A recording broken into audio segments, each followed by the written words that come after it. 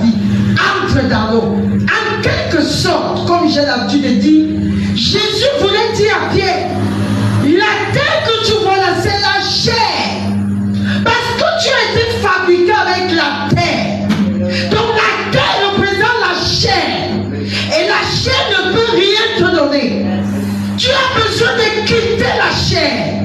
Entrer dans la parole. Entrer en esprit pour mieux écouter l'enseignement que je vais prodiguer tout à l'heure. C'est ça le vrai problème.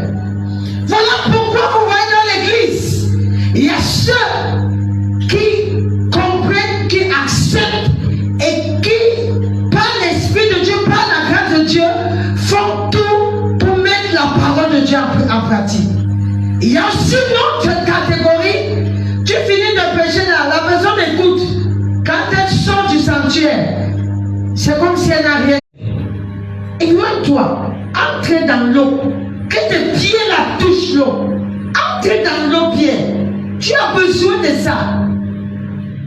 Entre dans ma parole. Éloigne-toi de la chair. Parce que tout à l'heure, je vais te parler.